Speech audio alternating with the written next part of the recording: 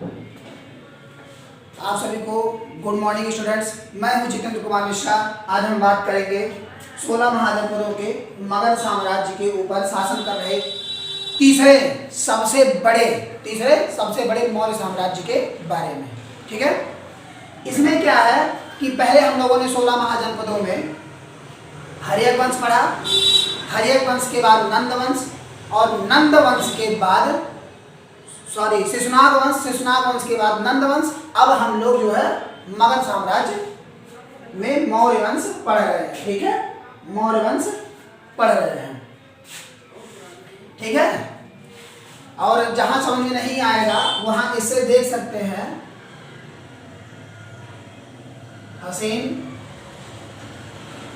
मसूद शाह। इससे हम देख सकते हैं हर्यक वंश हम लोगों ने पढ़ लिया, शिशुनाग वंश,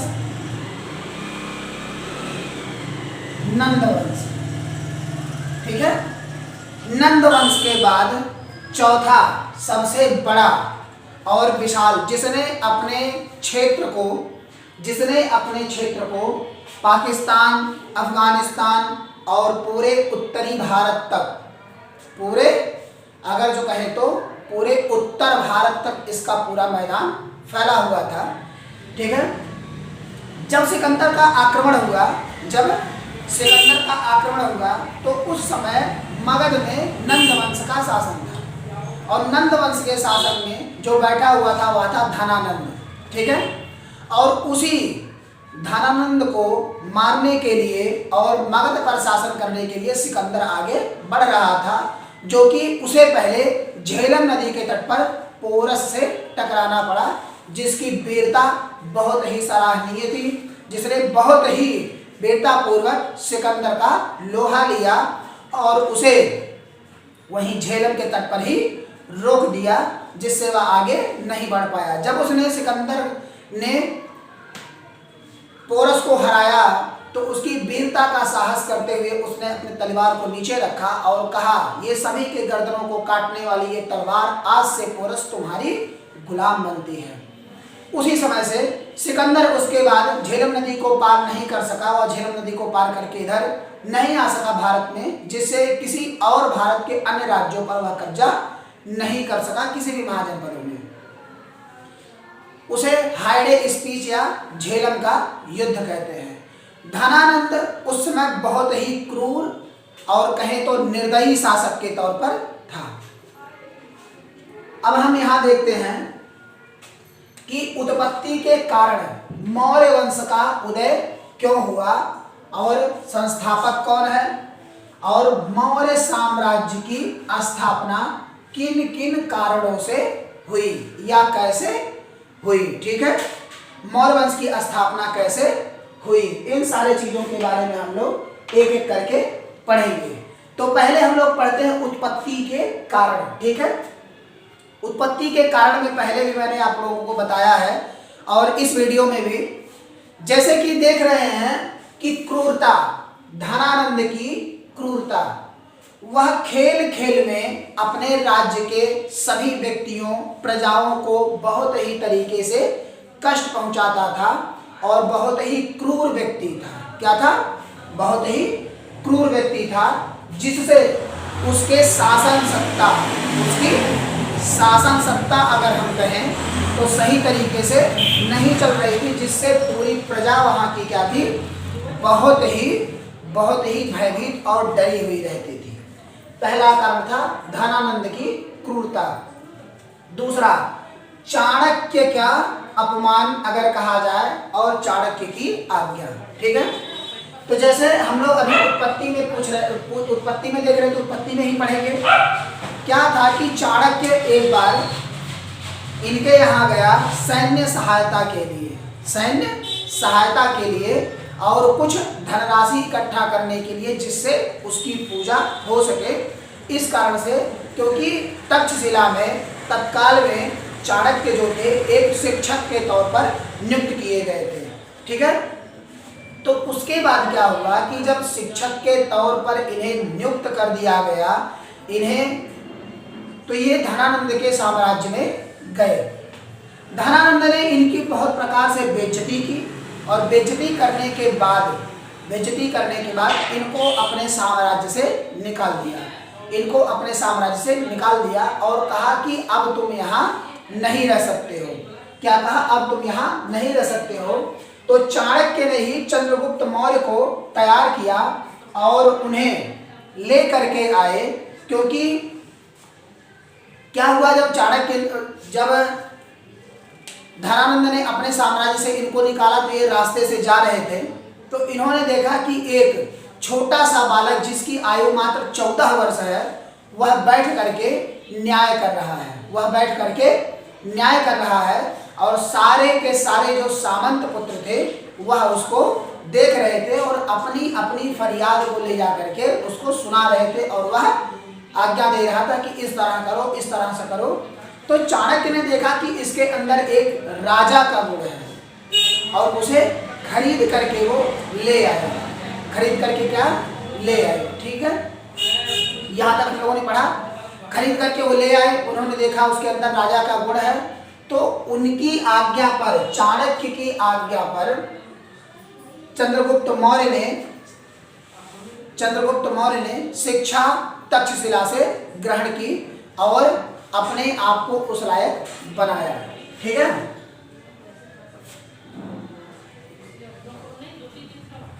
जब धनानंद अपनी क्रूरता से काफी ज्यादा लोगों को भयभीत करने लगा तो उसको मार करके मौर्य साम्राज्य का विकास स्थापित करने के लिए चंद्रगुप्त मौर्य आगे बढ़ा। चंद्रगुप्त ने क्या किया? आगे बढ़ा, क्योंकि किसी भी राजा के लिए जो 2-3 चीजें सबसे सर्वोपरि होती हैं वो होती है, पहले उसकी सैन्य व्यवस्था। सैन्य व्यवस्था क्या थी? सैन्य व्यवस्था में नंदवंश के पास एक विशाल सेना थी। कितनी? एक विशाल सेना थी, जिनमें सिर्फ 2 लाख पैदल सैनिक थे। कितने? 2 लाख सिर्फ ऐसे थे जो पैदल सैनिक थे, जो तलवारों और भाला हथियारों से मार करते थे। उसके पास इनकी संख्या 2 लाख थी। 20,000 इसमें घुड़सवार थे, जो कि घोड़ों पर बैठ करके अपना हथियार चला सकते थे और मार सकते थे। ये पूरे तरीके से प्रशिक्षित थे। उनकी संख्या 20,000 थी और 6,000 के लगभग इनको अनुमानित लगाया जाता है 3,000 से 6,000 हाथी थी, जो मार करने में बहुत ही सक्षम थी और इनको उस समय का तोप कहा जाता था। जैसे आज उसमें तोप होते हैं ना, उसी तरह से इसको तोप कहा जाता है। और इन्हीं हाथियों के ही माध्यम से पोरस ने सिकंदर के ऊपर पहला आक्रमण किया था। और हाथियों का आक्रमण किस तरह से होता है या किस तरह से उनको लड़ाया जाता है यह सिकंदर नहीं जानता था। वह पहली बार क्या हुआ, हाथियों को युद्ध में लड़ते हुए देखा।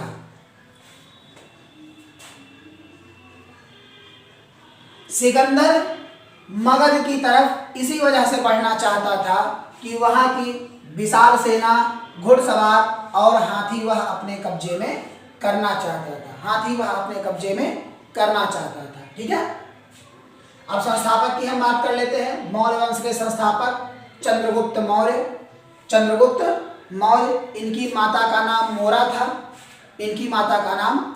था।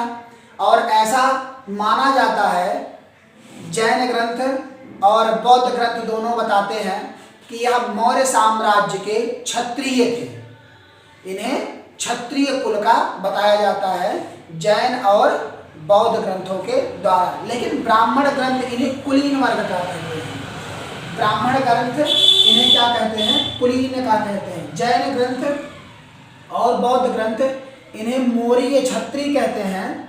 लेकिन ब्राह्मण ग्रंथ क्या है? इन्हें निम्न कुल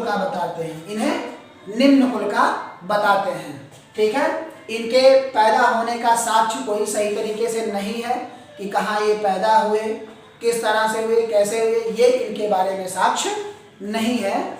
और इतिहास में इसके साक्ष्य जल्दी नहीं मिलते, लेकिन किसी चरवाहे द्वारा इनके पालन पोषण की बात आती है कि इनको बड़ा किया गया है। इन्होंने शासन 321 ईस्वी पूर्व से लेकर के 298 ईसा पूर्व तक शासन किया। ठीक है, 321 बीसी से लेकर के 298 बीसी तक इन्होंने शासन किया। उसके बाद इनके पुत्र आए बिंदुसार। अब यहाँ बिंदुसार है और हम लोगों ने हर्यक वंश में बिंबिसार पढ़ा था। क्या पढ़ा था? बिंबिसार।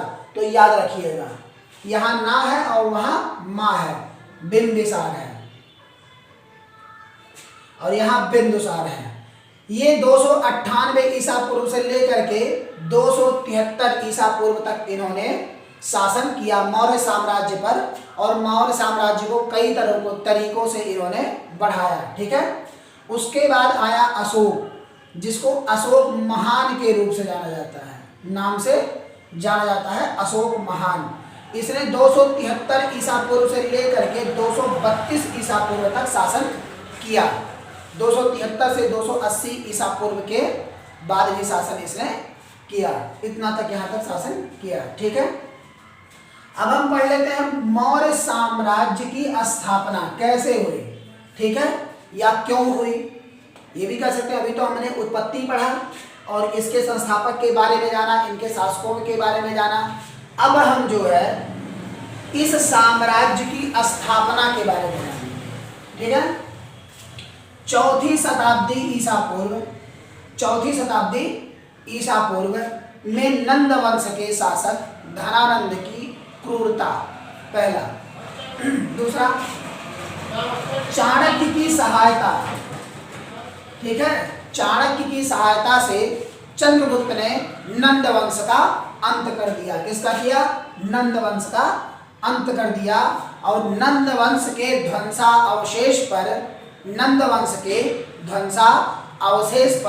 मौर्य साम्राज्य का उदय। मौर्य वंश की संस्थापना चंद्रगुप्त मौर्य ने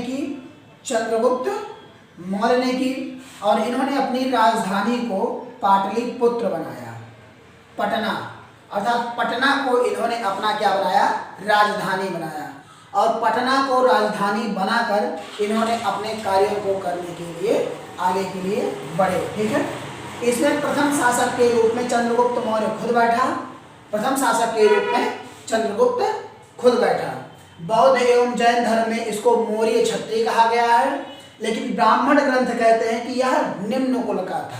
ब्राह्मण ग्रंथ क्या कहते हैं? यह निम्न कुल का बताते हैं। ठीक है, तो यहां तक हम लोगों ने पढ़ लिया कि मौर्य साम्राज्य की स्थापना,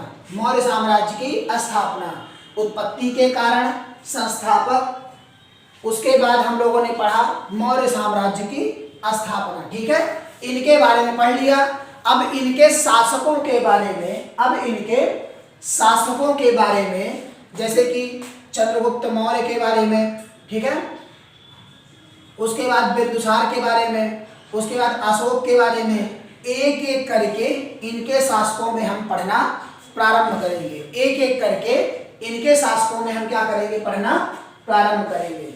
ठीक है, तो आइए पहले हम क्या करते हैं कि पहले हम चंद्रगुप्त मौर्य को पढ़ लेते हैं, फिर बिंदुसार को पढ़ लेते हैं, फिर अशोक को पढ़ लेते हैं। तो इसमें पहले हम चंद्रगुप्त मौर्य के बारे में सारी चीजें जानेंगे और उनके बारे में हम पढ़ेंगे। ठीक है, तो एक एक करके हम लोग पढ़ना प्रारंभ करेंगे। ठीक,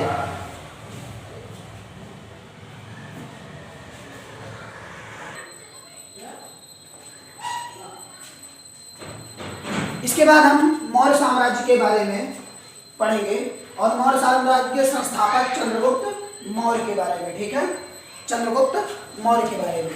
चंद्रगुप्त मौर्य ने अपने शासन की स्थापना चाणक्य के कहने पर किया और चाणक्य उनको लेकर के आए थे। इनके क्षेत्र विस्तार के बारे में हम जान लेते हैं। पहले इनका जो साम्राज्य था, इन्होंने धनानंद को 323 ईसा पूर्व में पराजित किया और 322 में यह अपने गद्दी पर बैठा और 322 से लेकर के 298 ईसा पूर्व तक इसने शासन किया। मौर्य वंश का यह पहला शासक था और मौर्य वंश में इसने 322 ईसा पूर्व से लेकर के 298 ईसा पूर्व तक इसने शासन किया। इसके साम्राज्य का विस्तार उत्तर पश्चिम से लेकर ईरान, पूर्व में बंगाल, उत्तर में कश्मीर और दक्षिण में कर्नाटक तक इसका साम्राज्य पूरा विस्तारित था।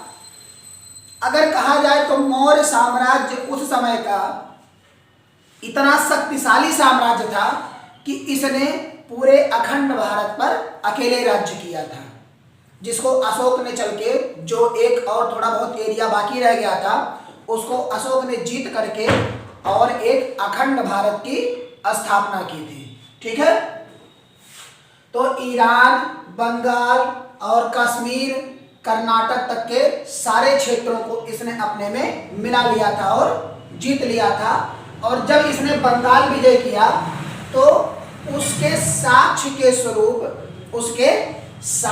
स्वरूप महास्तंभ अभिलेख से प्राप्त होते हैं। महास्तंभ अभिलेख से प्राप्त होते हैं जो कि यह बंगाल से है। जीतने के बाद उसने बंगाल में महास्तंभ अभिलेख अशोक द्वारा जो लगवाया गया था उससे यह पता चलता है। ठीक है, जब सेल्यूकस निकेटर ने आक्रमण किया चंद्रगुप्त मौर्य पर, सेल्यूकस निकेटर जो है वह सिकंदर के साथ आने वाला उसका थल सेनापति था, निर्याकस उसका जल सेनापति था, अर्थात नेवी का कार्य वही संभालता था। वह सिकंदर के साथ वापस चला गया, लेकिन सेल्यूकस निकेटर भारत में रह गया। सेल्यूकस निकेटर भारत में रह गया। इसने क्या किया, इसने चंद्रगुप्त के मौर्य के ऊपर इसने आक्रमण कर दिया। चंद्रगुप्त मौर्य के ऊपर इसने आक्रमण कर दिया और आक्रमण करने का परिणाम यह होगा कि यह पराजित हो गया। यह पराजित हो गया और पराजित होने के बाद इसने कहा कि मैं अपनी पुत्री कार्नेलिया, जिसका हेलेना नाम था, उपनाम हेलेना था, उससे चंद्रगुप्त मौर्य का विवाह कर दिया। तो चंद्रगुप्त मौर्य ने दहेज में मकरान, हेरात, कांधार और काबुल जो सिकंदर जीता था और सिकंदर जीत करके सेल्यूकस निकेटर को दे करके चला गया था कि तुम इस देश की या हम कहें इस राज्य का संरक्षण प्रदान करना, इसको देखना। तो यह देख रहा था उस समय। तो दहेज में चंद्रगुप्त मौर्य ने मकरान, हेरात, कांधार और काबुल, जब इसकी बेटी हेलेना से चंद्रगुप्त मौर्य ने विवाह किया तो इसके परिणाम स्वरूप इसने दहेज में ले लिया। तो क्या हुआ कि सेल्यूकस निकेटर ने आक्रमण क्यों किया था, इसको जानने के लिए चंद्रगुप्त मौर्य ने किसी के द्वारा पता लगाया या कोई आकर के बताया कि यह इस तरीके से करना चाहता था। तो उस समय केरल में हाथी बहुत पाया जाता था। केरल में हाथी बहुत पाया जाता था, जिसे कलिकट कहा जाता। कलिकट बंदरगाह था केरल का एक, जिसमें मसाला उत्पादन बहुत ज़्यादा होता था। और यहीं पर कलिंग बसा हुआ था। उस समय इसका केरल का नाम क्या था, कलिंग था। यहाँ पर बसा हुआ था। यहाँ हाथियाँ पाई जाती हैं बहुत ही बढ़िया। यहाँ हाथियाँ कैसी पाई जाती हैं, बहुत ही बढ़िया। उन्हीं हाथियों के लिए सेल्यूकस निकेटर ने चंद्रगुप्त मौर्य पर आक्रमण कर दिया था और कहा कि जब मैं जीतूंगा, हमारे साम्राज्य का विस्तार होगा, तो मैं यहाँ से हाथियों को लेकर के जाऊंगा। जब चंद्रगुप्त मौर्य को यह पता चला तो उसने संधि के पश्चात, जब इसने अपना 4 राज्य मकरान, हेरात, काबुल और कांधार को दिया अपनी बेटी हेलेना का शादी करने के साथ, तो चंद्रगुप्त ने इसे 500 हाथी दिए, 500 सफेद हाथी दिए। क्योंकि सफेद हाथी की मांग उस समय बहुत ज्यादा थी। ठीक है, सफेद हाथी की मांग उस समय बहुत ज्यादा थी। ठीक है, और इसी का एक दूत था, सेल्यूकस निकेटर का एक दूत था जिसका नाम था मेगास्थनीज, जिसका नाम था मेगास्थनीज। और यह जो है चंद्रगुप्त मौर्य के दरबार में आया और काफी लंबे समय तक रहा, काफी लंबे समय तक रहा। और इसने एक पुस्तिका लिखी जिसका नाम था इंडिका। क्या नाम था? जिसका नाम था इंडिका। इंडिका नामक पुस्तक की रचना सेल्यूकस निकेटर द्वारा भेजे गए मेगास्थनीज नामक व्यक्ति ने किया था। तो इसको याद रखिएगा, ये आपके एग्जाम्स में पूछा भी जा चुका है कि मेगास्थनीज ने किस पुस्तक की रचना की थी, या इंडिका नामक पुस्तक की रचना किस व्यक्ति ने की थी। यह पूछा जा चुका है, यह पूछा जा चुका है। ठीक है, बंगाल पर विजय के उपलक्ष्य में वीर गाथा के रूप में महास्तंभ अभिलेख, महास्तंभ अभिलेख, महास्तंभ अभिलेख को जिसको अशोक ने अपने शासनकाल में लिखवाया था, उससे बंगाल विजय की साक्ष्य प्राप्त होते हैं, बंगाल विजय के साक्ष्य प्राप्त होते हैं।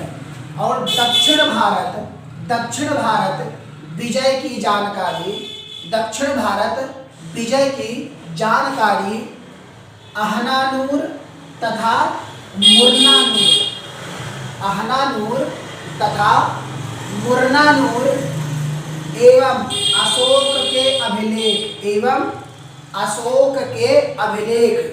जो प्राप्त हुए हैं,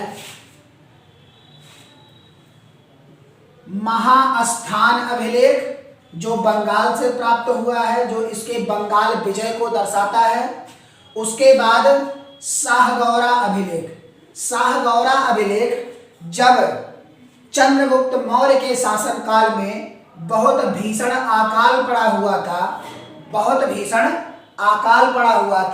तो उस अकाल को शाहगौरा अभिलेख में या शाहगौरा ताम्रपत्र अभिलेख में इसको दर्शाया गया है। ठीक है, शाहगौरा अभिलेख में इसको दर्शाया गया है। तो यहाँ तक आपके सभी के समझ में आ गया होगा। अहनानूर तथा मुरनानूर ये दो, और स्तंभ अभिलेख जो भी अशोक के थे, उनमें से यह इनके विजय वीर गाथा के बारे में पता चलता है। तो ये चंद्रगुप्त मौर्य के बारे में जानकारियां थी। अब इनके गुरु के बारे में, और इन्होंने जैन धर्म को कैसे अपनाया, क्योंकि चंद्रगुप्त मौर्य जो है वह जैन धर्म का अनुयायी था, और किसके कहने पर इसने जैन धर्म को ग्रहण किया और इसकी मृत्यु कैसे हुई, इसके बारे में हम लोग पढ़ लेते हैं। ठीक है, इसके बारे में हम लोग सारी जानकारियां करेंगे। ठीक, तो इसको मिटा देते हैं हम।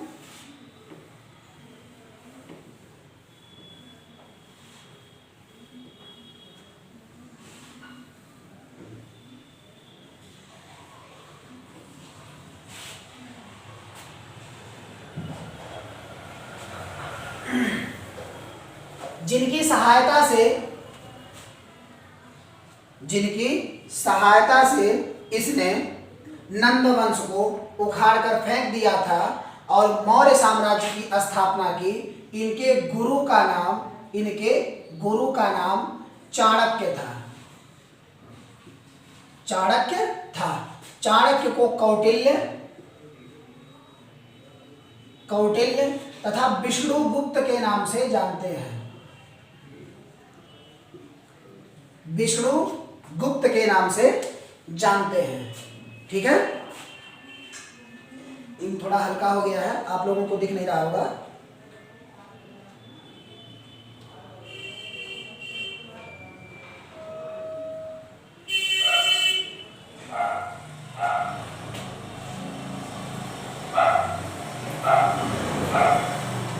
चाणक्य, कौटिल्य या विष्णुगुप्त, इन्होंने एक पुस्तक लिखी थी। पुस्तक, उसका नाम था अर्थशास्त्र।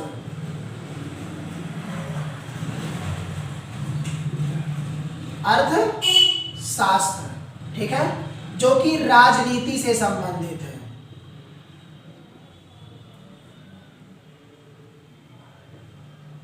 राजनीति से संबंधित है, ठीक है, राजनीति से संबंधित है। इसमें 15 अध्याय है, 15 अध्याय है, जिन्हें 15 संस्करण कहा जाता है, जिन्हें 15 संस्करण कहा जाता है। और इन्हें मैकियावेली कहा जाता है। क्या कहा जाता है? मैकियावेली, ठीक है, मैकियावेली।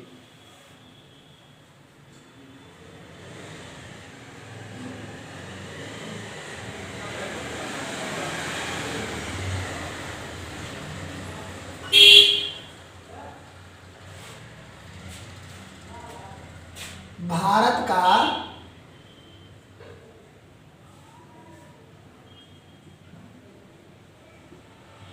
मैकियावेली कहा जाता है, ठीक है, मैकियावेली, ठीक है। और इन्हें ने जो पुस्तक लिखा अर्थशास्त्र, जो 15 संस्करण में विभाजित है, जो 15 संस्करण में विभाजित है, उसे द प्रिंस कहा जाता है। क्या कहा जाता है? द प्रिंस कहा जाता है इनके अर्थशास्त्र को।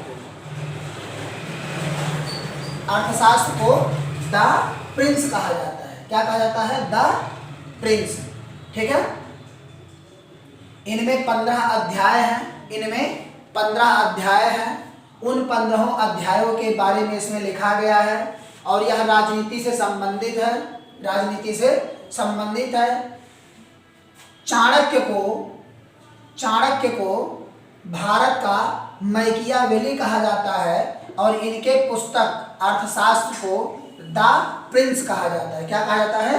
द प्रिंस के नाम से तुलना की जाती है, ठीक है, द प्रिंस के नाम से तुलना की जाती है। इन्होंने इसमें सप्तांग सिद्धांत दिया है। क्या दिया है? सप्तांग सिद्धांत। उसी सप्तांग सिद्धांत के आधार पर, उन्हीं सप्तांग सिद्धांत के आधार पर इन्होंने बताया कि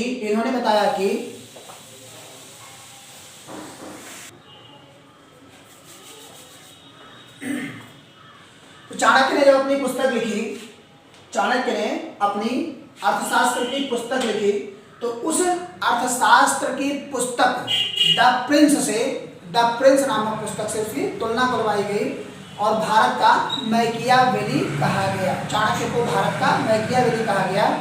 उन्होंने सप्त सिद्धांत दिया। उन्होंने कहा, अपने अर्थशास्त्र में उन्होंने सप्त सिद्धांत दिया। उन्होंने कहा कि पहले राजा होना चाहिए। क्या होना चाहिए? राजा। पहले राजा होना चाहिए और राजा का एक मंत्री अर्थात अमात्य होना चाहिए। क्या होना चाहिए? अमात्य, ठीक है। उसके बाद फिर जनपद, जहां लोग रहते हैं। उसके बाद दुर्ग का निर्माण। क्या? दुर्ग का निर्माण। उसके बाद मित्र, और मित्र के बाद धन, और धन के बाद दंड नीति, यानी कि जिस प्रकार न्याय व्यवस्था होती है, उसी न्याय व्यवस्था को दंड नीति कहा गया। न्याय व्यवस्था को दंड नीति कहा गया, ठीक है। न्याय व्यवस्था को क्या कहा गया? दंड नीति कहा गया। न्याय व्यवस्था को दंड नीति कहा गया, ठीक है। भद्रबाहु के संरक्षण में जब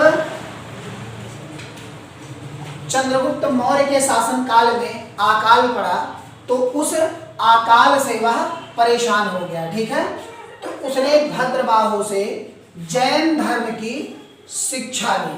ठीक है, जैन धर्म की शिक्षा ली, या दीक्षा ली भी इसको कह सकते हैं, दीक्षा कह सकते हैं, दीक्षा। ठीक है, दीक्षा ले, जैन धर्म की दीक्षा भद्रबाहु से ली और श्रवणबेलगोला नामक स्थान पर, श्रवणबेलगोला नामक स्थान पर संलेखना विधि द्वारा अपने प्राणों का त्याग कर दिया। संलेखना विधि द्वारा अपने प्राणों का त्याग कर दिया। संलेखना विधि में क्या होता है कि एक हफ्ते तक आप क्या करें कि 3 दिन खाना छोड़ दें, 2 दिन पानी पीना छोड़ दें, 2 दिन बाद फिर प्राणवायु लेना छोड़ दें, यानी कि ऑक्सीजन ग्रहण करना जो हम लोग ग्रहण करते हैं, सांस लेते हैं, सांस लेना छोड़ दें। इसी को संलेखना विधि कहा जाता है और संलेखना विधि द्वारा अपने प्राणों का त्याग चंद्रगुप्त मौर्य ने कर दिया। ठीक है, इसने कलिंग में एक सुदर्शन झील नामक तालाब को बनवाया था उस समय। तो उसी सुदर्शन झील को रुद्रदामन ने जो कि इनके गुजरात अभिलेख से प्राप्त होता है, रुद्रदामन ने गुजरात अभिलेख से यह प्राप्त होता है, गुजरात अभिलेख से प्राप्त होता है। ठीक है, कि सुदर्शन झील का पुनर्निर्माण, सुदर्शन झील का पुनर्निर्माण कि मैं रुद्रदामन इस मौर्य वंश के शासक चंद्रगुप्त मौर्य द्वारा बनवाए गए इस झील का पुनर्निर्माण करवाता हूँ। इससे यह पता चलता है कि चंद्रगुप्त मौर्य ने उस झील का निर्माण करवाया था जिसको इन्होंने पुनर्निर्माण करवाया। और यही बात जूनागढ़ अभिलेख से भी प्राप्त होती है। जूनागढ़ अभिलेख से यह प्राप्त होती है कि झील का निर्माण, जो जानकारियां हैं वह मिलती हैं। सेंड्रोकोटस नाम से पहली बार विलियम जोन्स ने चंद्रगुप्त मौर्य की पहचान की थी, पर यह मानने के लिए इनकार हो गया कि यह चंद्रगुप्त मौर्य का नाम है। ठीक है, बाद में जब अशोक के अभिलेखों को पढ़ा गया तो उसमें जब मिला तब इनकी पहचान हुई, और वो भी सेंड्रोकोटस नाम से। किससे? सेंड्रोकोटस नाम से। ठीक है, धनानंद के अंत के बाद और मौर्य साम्राज्य का उदय, धनानंद के अंत के बाद मौर्य साम्राज्य का उदय, और मौर्य साम्राज्य का जो उदय हुआ और धनानंद का अंत हुआ उसको मुद्रा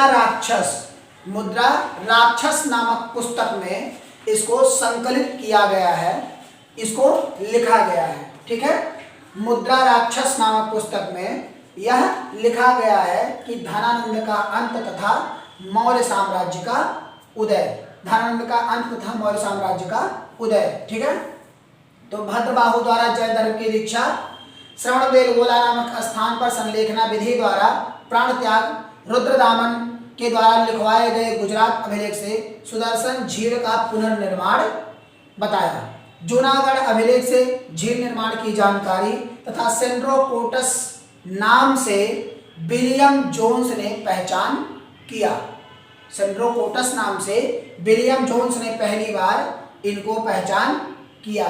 ठीक है, सप्तांग सिद्धांत जो चाणक्य के अर्थशास्त्र में लिखा हुआ है वह यह है: राजा, अमात्य, जनपद, दुर्ग, मित्र, धन और दंड।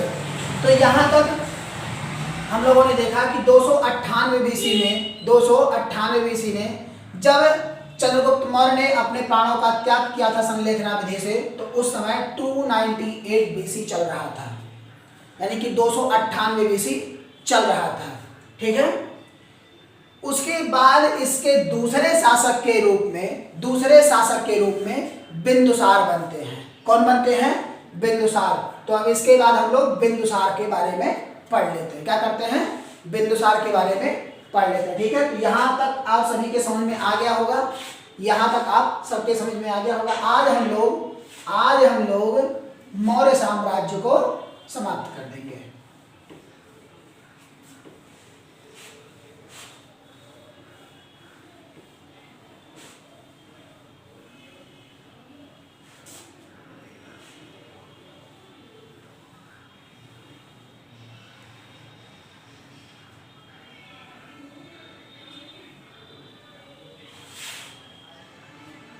अब अगला है बिंदुसार।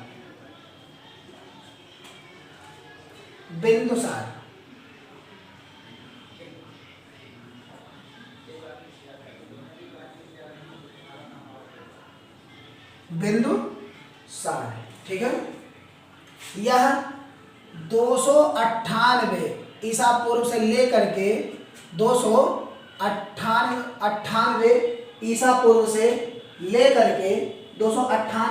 पूर्व से लेकर के 273 ईसा पूर्व तक इसने शासन किया। 273 ईसा पूर्व तक इसने शासन किया। बिंदुसार जो है वह आजीवक संप्रदाय का अनुयायी था। आजीवक संप्रदाय, और आजीवक संप्रदाय के जो संस्थापक थे उनका नाम था मोगती पोतिस गोसाल। मोगती पोतिस गोसाल। मोगती पोतिस गोसाल।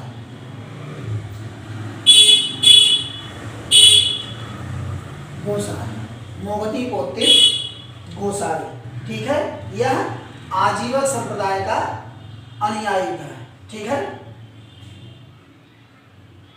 इसके समय में सीरिया के राजा एंड्रियोकस ने इसके समय में सीरिया के राजा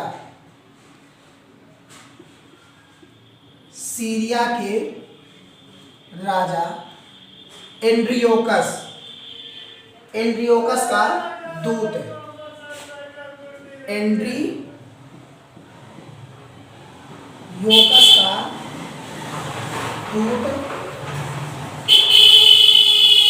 डाइमेकस आया। कौन आया? डाइमेकस।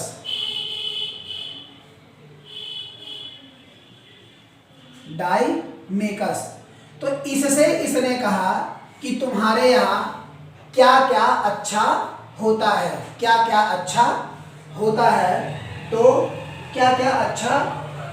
तो उसने बताया हमारे यहाँ दार्शनिक, मीठी अंजीर और शराब। मीठा शराब। ठीक है। तो इसने कहा इनके राजा एंड्रियोकस से, इनके दूत से ही कहलवा करके भेजा कि हमें एक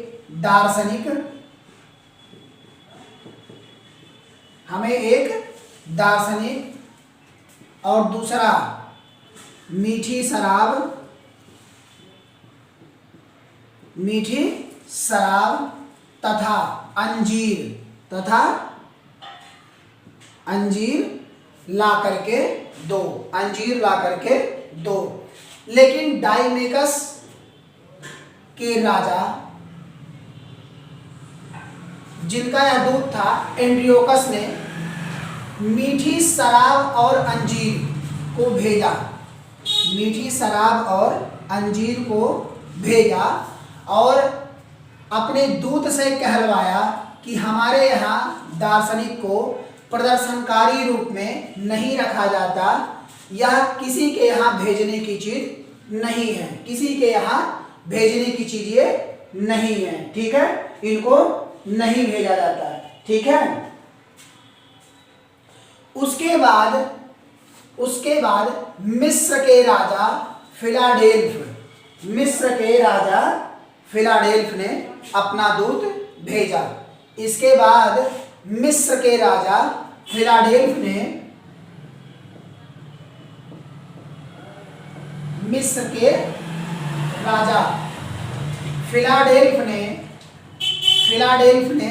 अपना दूत भेजा।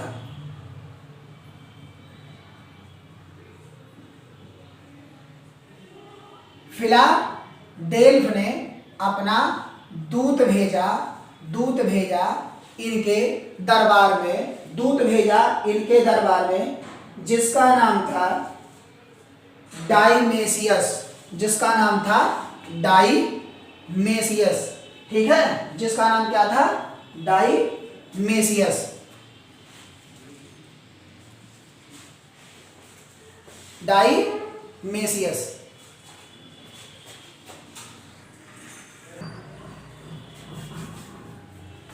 सीरिया